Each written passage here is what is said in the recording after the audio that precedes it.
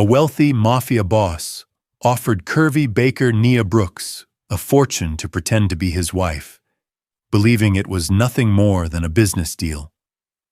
But as betrayal, lies, and deadly secrets closed in from every side, their carefully planned arrangement became something neither of them could control. What began as a contract to fool the world slowly turned into a fight for trust, sacrifice, and a future neither dared to imagine. Before this story ends, you'll discover how one ordinary woman changed the heart of the most dangerous man in the city, and why their fake marriage became the only thing that was ever real. The last champagne glass had barely touched the white linen when Vanessa Cole slammed a thick envelope onto the head table. The sharp crack silenced the ballroom overlooking the Chicago River. Every conversation died. Every silver fork stopped in midair. With a cold smile, Vanessa pulled out a contract and lifted it high. "Your perfect new Mrs. Moretti was paid to play the role," she announced. "She's nothing but a baker who sold herself." Hundreds of eyes turned toward Nia Brooks. Curvy, elegant in a midnight blue gown that still felt borrowed, she stood frozen beneath the crystal chandeliers. She had spent weeks pretending she belonged in rooms like this, yet one sentence stripped away every fragile layer of confidence she had built. Murmurs spread through the Moretti family. Several capos rose from their seats. One council member pushed back his chair and demanded that Vincent Moretti surrender the woman immediately. A valuable shipment had disappeared hours earlier, and now the fake marriage looked less like a business arrangement and more like the perfect cover for betrayal. Nia slowly removed the diamond ring from her finger. The metal felt heavier than it ever had before. "The marriage is fake," she admitted, her voice steady despite the sting in every stare. "But I never betrayed anyone." Vanessa laughed. "How convenient." Before another accusation could land, Vincent stepped forward. His tailored black suit caught the ballroom lights as he placed himself between Nia and everyone else. His expression never changed, but the room instantly fell silent. "She is under my protection," he said evenly. "No one touches my wife." No one challenged him. They all knew what happened to people who ignored Vincent Moretti. Nia looked at him, unable to understand why a man who trusted almost no one would risk his authority for someone he had only hired. Then the lights flickered. The grand chandelier went dark. A hush swallowed the ballroom. Out of the darkness, Nia noticed a tiny red dot drifting across Vincent's chest. Her heart stopped. Without thinking, she threw herself toward him, knocking him to the polished marble floor, just as terrified gasps echoed through the room. Somewhere in the darkness, someone had turned their fake marriage into a deadly trap. 3 weeks earlier, before the flashing cameras, the accusations, and the diamond ring, Nia Brooks measured her mornings by the scent of cinnamon and fresh butter instead of fear. Her little bakery, Brooks and Butter, sat on a quiet Bronzeville corner where warm yellow lights spilled onto rain-soaked sidewalks while downtown Chicago shimmered like another world across the skyline. Most customers never knew how hard she fought to keep the doors open. After her mother's passing, the bakery became the last piece of family she had left. The man she once planned to marry had vanished with their savings, leaving behind unpaid bills and a lesson she never forgot. Never mistake promises for loyalty. Even so, every afternoon she packed leftover pastries for neighborhood children, insisting no one should end a day hungry. The offers to buy her building arrived almost every week. Sharp suits, polished smiles, and contracts that looked generous enough to tempt anyone. Nia refused them all. Money could replace ovens, but it could never replace memories kneaded into every recipe her mother had written by hand. One rainy afternoon, she volunteered at a children's fundraiser inside a private hospital. As she arranged desserts on silver trays, a faint, bitter almond scent slipped through the sweetness. Her smile disappeared. She gently stopped a young boy from taking the cupcake and quietly asked the staff to test it instead. Minutes later, doctors rushed into motion. The dessert had been contaminated. The frightened child clung to his grandmother while nurses sealed the room. Naya stood alone beside the untouched tray, wondering how something meant to bring joy had become so dangerous. Behind a glass wall overlooking the hallway, a tall man in a charcoal suit watched her without saying a word. Vincent Moretti had just seen the woman who would change everything. 2 nights later, cold rain washed over Bronzeville as Nia struggled to screw a plywood board across the shattered front window of Brooks and Butter. Someone had smashed the glass before dawn, yet nothing inside had been stolen. The message felt clearer than any threat. Someone wanted her frightened enough to leave. Headlights swept across the empty street. 3 black SUVs stopped in front of the bakery. Men in dark coats stepped out first, scanning every corner before opening the rear door. Vincent entered without an umbrella, carrying the quiet confidence of a man who never expected to be refused. He looked around the tiny shop, taking in the faded photographs, the old mixer, and the handwritten recipes framed on the wall. "The little boy you saved," he said, "is my nephew." Naya set down her screwdriver. "I'm glad he's alive." "So am I." For a long moment, neither spoke. Rain tapped softly against the broken window, while the smell of fresh bread lingered in the air. Finally, Vincent placed a folder on the counter. "My uncle, Dominic Moretti, is trying to take control of my family's business. I need a wife for 3 weeks. Play the role, and I'll erase every debt tied to this bakery." Nia almost laughed. "You think people can be hired like caterers? I think you deserve a choice." "I already made one." She pushed the folder back toward him. "I won't sell my life." Vincent nodded once and walked away without another word. Hours after midnight, the bakery lights suddenly died. Every breaker had been destroyed. When Nia opened the back door, she found red paint sprayed across the brick wall. Sell or lose everything. The next morning, Vincent returned. This time Nia accepted, but only after writing new terms across the final page herself. He would never own her bakery. He would never control her future. And when the agreement ended, she would walk away free. Vincent signed without changing a single word. As she reached for the contract, a silver lighter slipped from the pocket of one of the repair workers cleaning outside. Its engraved logo matched the name of a Moretti subsidiary. Someone inside Vincent's own empire had already chosen her as the next target. The next afternoon, the elevator doors opened onto the top floor of Vincent Moretti's penthouse. Floor-to-ceiling windows framed the Chicago skyline, where steel towers disappeared into pale autumn clouds. Nia stepped out, carrying a single worn suitcase, while stylists, attorneys, and security officers paused to study her with carefully hidden disbelief. One stylist held up a fitted designer gown. "You'll look thinner in this." Nia smiled politely and handed it back. "I'd rather breathe." The room fell silent. Instead, she chose a simple navy dress that fit comfortably. It wasn't the most expensive outfit in the closet, but it was the first one that still looked like her. That evening, the Moretti family gathered beneath crystal lights for their first formal dinner together. Every place setting glittered with polished silver, yet the atmosphere felt colder than the marble beneath their feet. A nervous young waiter accidentally reached for Nia's glass. She glanced at his name tag. Thank you, Daniel. The young man blinked in surprise. No guest had called him by his name all night.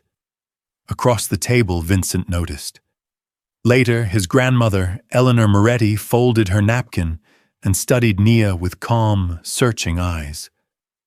What do you love about my grandson? The room waited. Nia looked at Vincent before answering. I don't love him. A few relatives smirked. But I noticed something. She turned toward Eleanor. He always stands with his back to the door. Everyone else faces the room. He faces the danger first. For the first time that evening, Vincent looked genuinely caught off guard. No one had ever described him that way. Much later, unable to sleep, Nia wandered into the mansion's quiet kitchen. The smell of fresh flour should have filled the room. Instead, another scent stopped her cold. Faint, sharp, chemical. She slowly opened a newly delivered sack of baking flour. Something inside didn't belong there. Nia dipped 2 fingers into the powder and lifted it to her nose. Beneath the familiar scent of wheat lingered a faint chemical trace that didn't belong in any kitchen. It reminded her of compounds she had studied years earlier in food chemistry, subtle enough to escape almost anyone, but dangerous when mixed with certain heart medications. She sealed the bag immediately. When Marco Ruiz, Vincent's head of security, entered the kitchen, she explained what she had found. He barely looked inside the sack before shaking his head. You bake bread, he said. My team handles threats. Nia refused to argue. Then test it. Marco's impatient smile made it clear he thought she wanted attention more than answers. Minutes later, Vincent walked in. His eyes moved from the open flour bag to Nia's calm expression. What's happening? She believes someone contaminated the shipment, Marco answered. Vincent looked directly at Nia. Are you certain? No, she admitted. I'm certain enough not to let your grandmother eat anything made with it. Silence settled over the kitchen. Then Vincent spoke. Seal every ingredient in this room. No one cooks until the lab finishes testing. Marco hesitated. Now. The order echoed through the mansion. Staff members carried away every tray and every sack, while whispers spread from the kitchen into the halls. For the first time since arriving, Nia watched people stop dismissing her. Later that afternoon, she found Mrs. Alvarez, an elderly housekeeper, sitting alone with trembling hands. Her blood sugar had dropped after working through lunch. Nia quietly prepared tea, found fruit in the pantry, and stayed beside her until the color returned to the woman's face. When a spoiled cousin of the Moretti family mocked a young server for helping instead of polishing silver, Nia calmly stepped between them, reminding him that respect never depended on a paycheck. That evening, the laboratory called. The flour contained a compound capable of triggering a deadly reaction with Eleanor Moretti's heart medication. The mansion fell silent. Security cameras were reviewed immediately. On the largest monitor, a figure appeared switching the flour bags before dawn. The woman's face stayed hidden beneath a hood, but the diamond bracelet glimmering on her wrist looked exactly like the one Vanessa Cole never took off. 2 days later, Vanessa returned to the Moretti estate as though she had never left. Elegant, composed, and welcomed by several members of the family, she embraced Eleanor with practiced warmth before her eyes settled on Nia. The smile on her lips never reached them. So this is the baker, Vanessa said softly. Vincent certainly enjoys surprises. Every compliment carried a hidden insult. She praised Nia's dress for being brave, admired the bakery as charming for such a small place, and laughed that contracts made unusual love stories. Nia answered every remark with quiet dignity, refusing to give Vanessa the argument she clearly wanted. That evening, A luxury restaurant overlooking Lake Michigan hosted an important business dinner. Crystal glasses sparkled beneath soft lights while the city's skyline shimmered beyond the windows. Halfway through the meal, one investor glanced at Naya and chuckled. "Well, I suppose anyone can become a Moretti these days." The table fell silent. Vincent slowly placed his fork on the plate. "The meeting is over." The executives stared in disbelief. A multi-million-dollar agreement isn't worth keeping if respect is missing. He stood and turned to Naya. "Would you rather leave or finish dinner somewhere quieter?" The decision was hers. Outside, cool wind swept across the lake. They walked without bodyguards for the first time. "My fiancé used to tell me I was only lovable when I was useful," Nia admitted. "That's why kindness scares me. It usually comes with a price." Vincent reached into his coat and handed her a thick envelope. Inside were the deed to Brooks and Butter and the amended contract. Every clause allowing him to control her future had been removed. "You asked for freedom," he said. "It should never depend on me." For the first time, Nia looked at him without seeing the feared mafia boss. She saw a lonely man trying, awkwardly, to become someone better. From across the street, Vanessa watched them disappear into the night. She slipped her phone from her purse and made a single call. "Dominic," she whispered. "She's changing Vincent." A quiet voice answered. "Then she becomes the next problem." The words echoed in Vanessa's mind as she slipped her phone back into her purse. Across the street, Vincent and Nia disappeared into the glow of downtown Chicago, unaware that another move had already begun. The following morning, a delivery truck stopped outside one of Moretti Holdings' waterfront warehouses. As workers unloaded crates, Nia caught a familiar smell drifting through the cold air. It wasn't the cargo itself. It was the same industrial solvent she had noticed lingering after the attack on her bakery. She walked toward a stack of shipping pallets and quietly examined a driver's jacket hanging on a hook. The chemical trace was stronger there. Stitched inside the collar was a shipment code matching the logo she had seen on the silver lighter days before. "Vincent," she said, holding up the tag. "This doesn't belong to a bakery or a warehouse. It belongs to whoever wanted me gone." Instead of dismissing her, Vincent called Marco and ordered every shipment connected to the code to be inspected. Hours later, inside a warehouse overlooking the dark waters of Lake Michigan, hidden compartments were discovered inside several legitimate freight containers. The paperwork listed kitchen equipment. The sealed compartments contained illegal weapons. Someone inside the Moretti organization had been quietly replacing honest business with something far more dangerous. Marco looked stunned. "This operation has been running for months." Vincent's jaw tightened. Long before Nia arrived. As police sirens echoed faintly across the harbor, Vincent and Nia stepped outside. Neon lights shimmered across the black water while icy wind swept through the empty docks. "My mother died in a car bombing," Vincent said quietly. "After that, I believed control was the only thing keeping people alive. If I controlled everything, maybe I wouldn't lose anyone else." Naya looked out over the river before answering. "You can lock every door in the world, Vincent. But fear never builds trust. It only builds lonely people." He said nothing. For the first time in years, her words hurt because they were true. At that exact moment, Vincent's phone vibrated.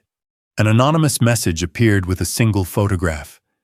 It showed Nia standing beside a man from the city planning office, an envelope passing between them. Beneath the image were 6 words. "She works for Dominic. Trust no one." Vincent stared at the screen long after the message disappeared. His instincts, sharpened by years of betrayal, urged him to act first and ask questions later. Yet every memory of Naya argued against the accusation. She had saved his nephew, protected his grandmother, and uncovered corruption inside his own company. None of it matched the woman in the photograph. By sunrise, Vanessa arrived carrying neatly organized bank records and enlarged copies of the same image. She calmly explained that Nia had accepted money shortly before meeting the city inspector. The timing looked impossible to ignore. Marco examined the documents in silence. "They're convincing," he admitted. Nia was called into Vincent's office overlooking the gray Chicago skyline. She recognized the photograph immediately. "That's not Dominic's man," she said. "He's a city inspector investigating the developers trying to force families out of Bronzeville. I gave him copies of property records, not company secrets." Vincent wanted to believe her, but the old wound left by his mother's death whispered that hesitation could destroy everything. "I need time to verify this," he said quietly. "Until then, I can't let you leave." Nia's face fell. "So your protection comes with locked doors?" "No one will hurt you here." She looked around the luxurious penthouse, its marble floors and endless windows suddenly feeling colder than any prison cell. A cage with a beautiful view is still a cage. She removed her security pass and placed it gently on his desk.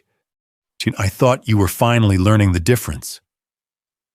Without raising her voice, she walked past the silent guards and left before anyone tried to stop her.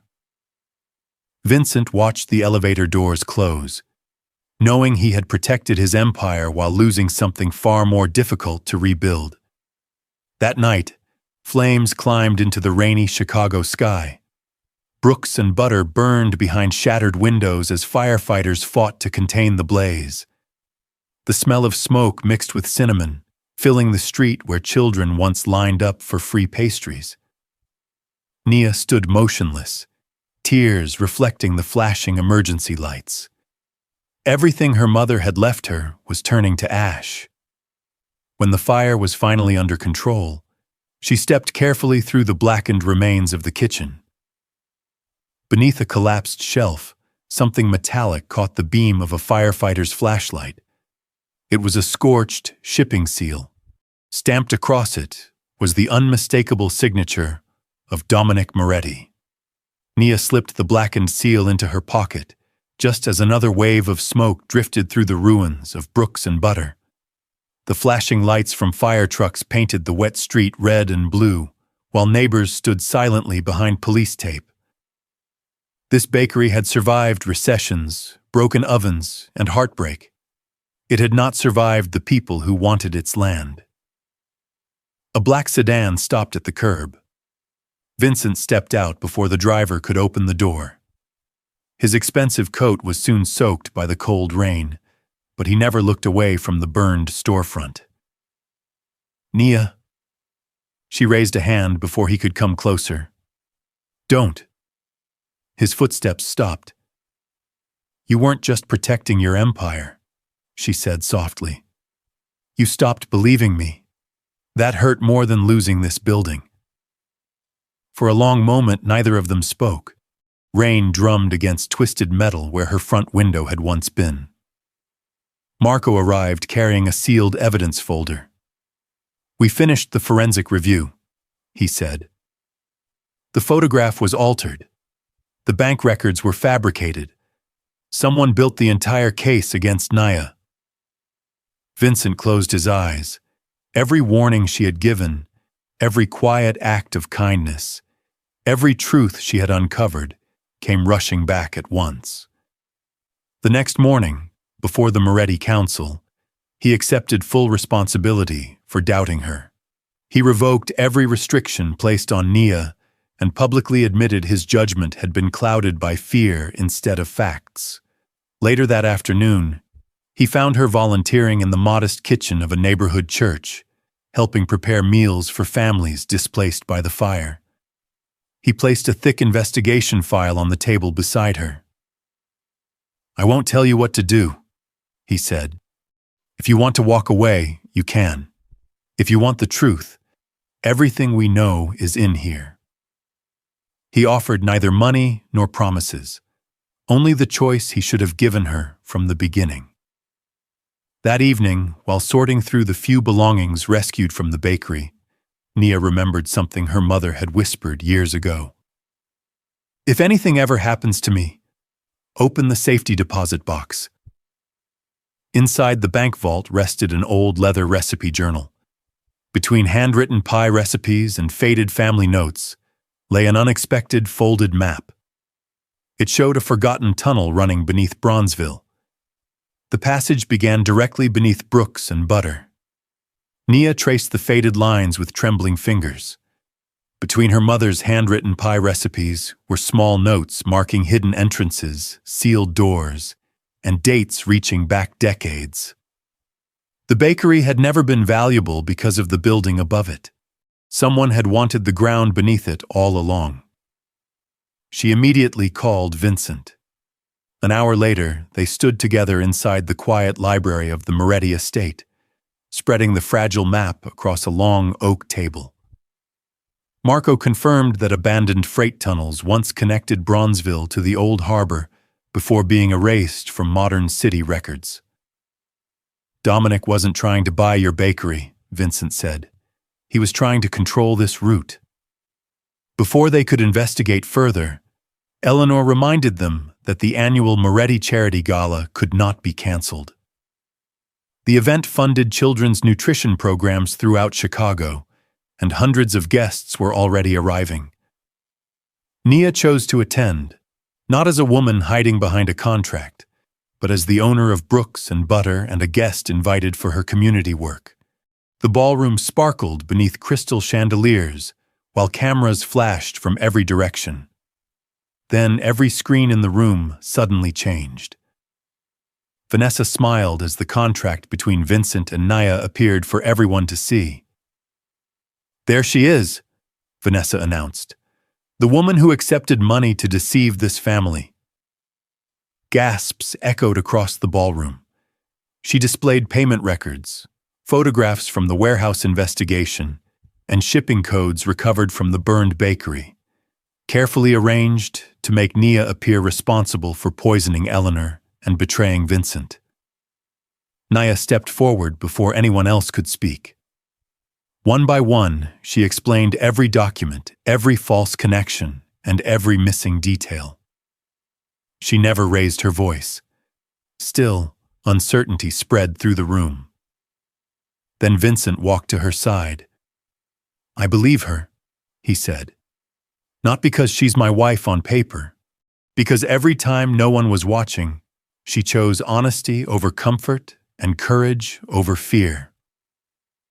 The silence broke. For the first time, members of the council lowered their eyes instead of questioning Nia. As relief finally reached her, an unfamiliar scent drifted through the ballroom. It was faint, sharp, the same chemical stabilizer often used in explosive devices. Nia turned toward Vanessa. The smell was clinging to the elegant gloves covering her hands. At that exact moment, the lights went out, and a single red laser appeared on Vincent's chest. Nia reacted before fear could catch her. She drove Vincent to the marble floor as a sharp crack echoed somewhere beyond the ballroom windows. Guests screamed, security rushed forward, and darkness swallowed the room. When the emergency lights flickered on, Vanessa had vanished. Outside, black SUVs tore through rain-soaked streets. Marco organized a search, while Vincent refused medical attention, insisting on finding Nia after discovering she had disappeared during the chaos. Her phone lay abandoned beside a service exit, the screen cracked, the recipe journal missing. Miles away, Nia opened her eyes inside an abandoned warehouse near the harbor. Dominic Moretti sat across from her, calm and almost cheerful. He spread the old tunnel map across a rusted table. "Your mother knew what was beneath Bronzeville," he said. "That bakery stood over the safest route between the river and the docks. I offered to buy it. She refused."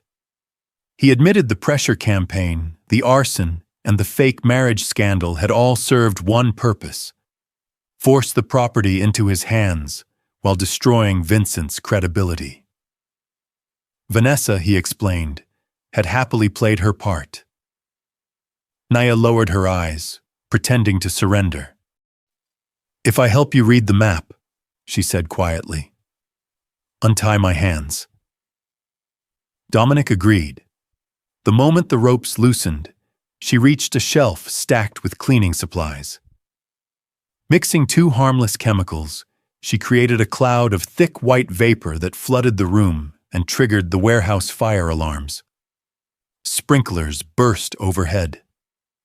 Before guards regained their vision, Nia tore open a sack of cinnamon from a nearby shipment and scattered a trail across the concrete floor, remembering Vincent once joked he could always find her bakery by its scent. Minutes later, Vincent and Marco followed that familiar fragrance through the smoke. Dominic grabbed Vincent at gunpoint as the alarms screamed. Naya climbed into a waiting forklift, drove straight toward a tower of freight pallets, and struck the support beam.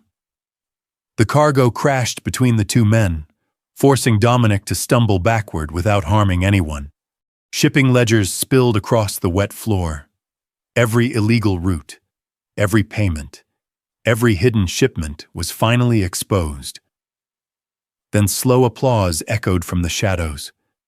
Vanessa stepped forward, raising one last pistol. "You still don't know who really killed Vincent's mother," she said. The warehouse fell silent except for the distant drip of water from broken pipes. Dominic slowly backed away, watching Vanessa with genuine surprise. "You told me it was an accident," he muttered. Vanessa laughed. "It was never an accident. Eleanor wanted Vincent to lead the family away from violence. His mother agreed. I couldn't allow that. Chaos keeps powerful men predictable." She reached into her coat and tossed a small digital recorder onto the concrete. "I've kept every conversation. Insurance is priceless."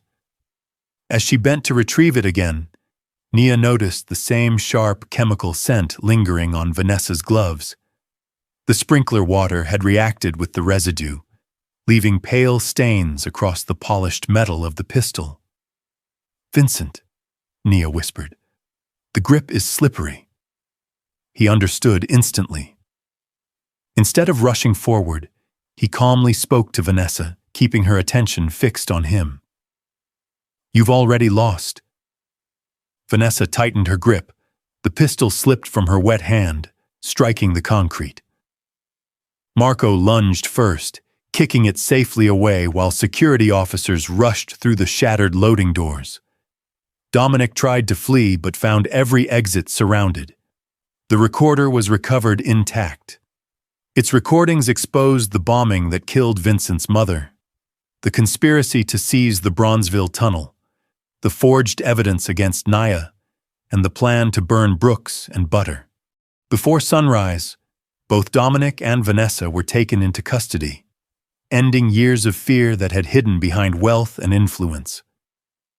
Weeks later, construction began on a new Brooks and Butter. This time, the building overlooked a community kitchen and training center funded jointly by the Moretti Foundation and neighborhood volunteers. Vincent sold the illegal shipping network, closed every criminal operation tied to his name, and redirected the fortune toward legitimate businesses. On opening day, children once again lined up outside the bakery. The warm scent of cinnamon filled the morning air. Vincent stood beside Nia, holding the simple silver ring that had once symbolized nothing more than a contract. "There was a day I paid you to pretend," he said softly. "Today I have nothing to offer except the truth." He knelt. "Will you let our real story begin?" Tears filled Nia's eyes as she smiled. Only if we build it the way bread rises. How's that? With patience, trust, and both hands working together. She slipped the ring onto her finger. Outside, the first customers applauded. Inside, the bakery finally felt like home. Their fake marriage had ended. Their family had just begun. And maybe the moment that stayed with me most wasn't the proposal. It was when Nia told Vincent that real love, like bread, rises with patience, trust, and both hands working together. Sometimes, a single sentence can change a life. This story reminds us that trust is never built through promises alone. It grows one choice at a time, just as Vincent earned Nia's faith by changing his actions instead of asking for another chance with words. Today, think about someone in your life who has quietly shown up for you again and again, the way Nia never stopped standing for what was right. If that person matters to you, don't wait for the perfect moment to let them know. You may never get a better one than today. I'd love to hear from you. Have you ever had someone earn back your trust through their actions instead of their words? Share your story in the comments. And if this journey stayed with you until the very end, there's another unforgettable story waiting for you in the next video.